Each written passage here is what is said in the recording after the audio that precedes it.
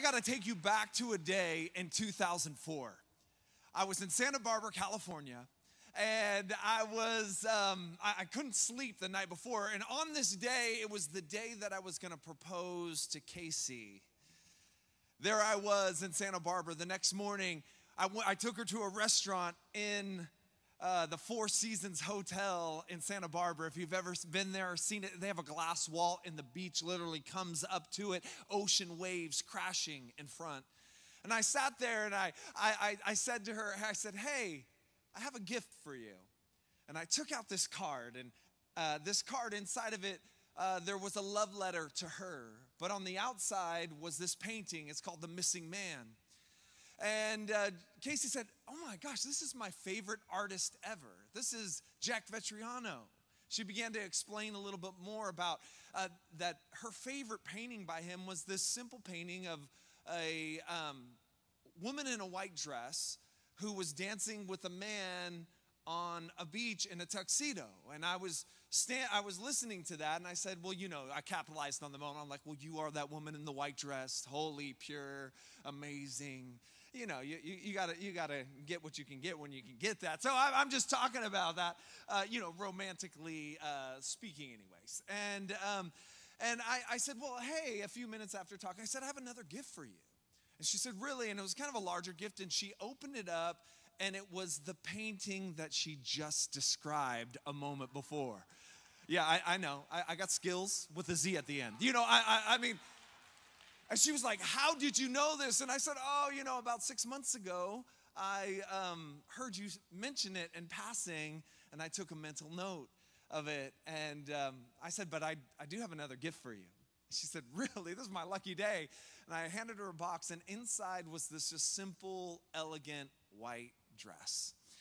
And I said, I have a friend in the back of the restaurant it was a mutual friend, and she's got something for you. So she gave her a package. It was a pair of white flip-flops, and told her to get changed into the dress. It was at that moment that I had my friend run in a tuxedo that I had rented to me, and I ran into the bathroom as fast as I could. I threw on the tuxedo. I ran out hoping to beat Casey. I sat down, and about 2 minutes later, I felt these two hands on my shoulders, and I turned around, and there in front of me was the most beautiful woman in a white dress. I said, I got another gift for you. She opened up another gift, and inside were two white gloves, long white gloves, just like the woman in the painting. I said, let's take a walk. We walked out onto the beach. There was this cove. I had my friends strewn some rose petals down this staircase. In this cove, we had a blanket. We had music playing, and there was another gift on this rock. And I said, I have another gift for you. She says, wow. And so inside of the gift, there was a black leather-bound book. And I had written the story of how we fell in love in third person. And I began to read her that story. And on the very last page, it said this. It said, and Joel got down on one knee and asked Casey to marry him. And she replied, ... And I asked her to stand. I got down on one knee. I opened up that box with the ring in it. And I said, would you marry me? She looked at me. She said, I'll think about it. No, I'm just joking. She didn't say that. She said yes, and I grabbed her, and we danced on the beach that day.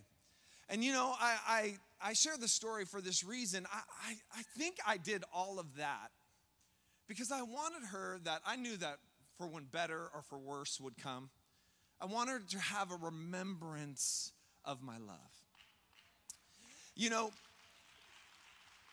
Isn't that what God has done? Right? He has gone before, and he wrote us a love letter and painted a picture of his love in a book that he wrote for us.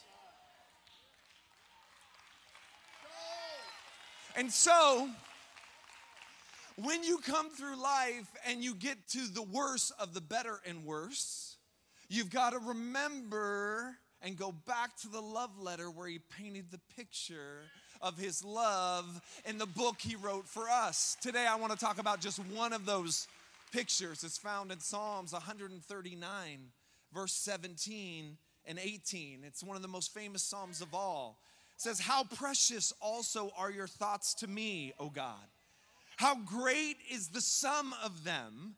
If I should count them, they would be more in number than the sand. When I awake, you are still there with me. Okay, think about that for a moment. I just think about when I was on the beach with Casey, but think about it when you've been on the beach or you've scooped up a handful of sand. How many tens of thousands of grains are there? How many grains of sand are on every ocean's beach in the world?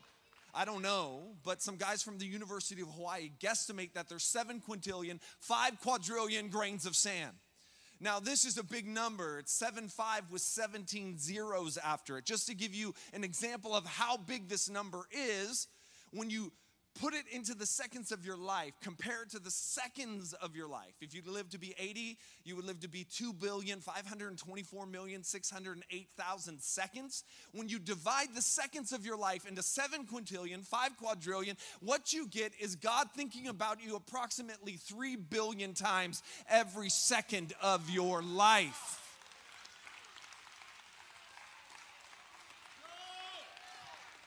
You've got to go to the love letter where he paints a picture of his love in a book that he wrote for you.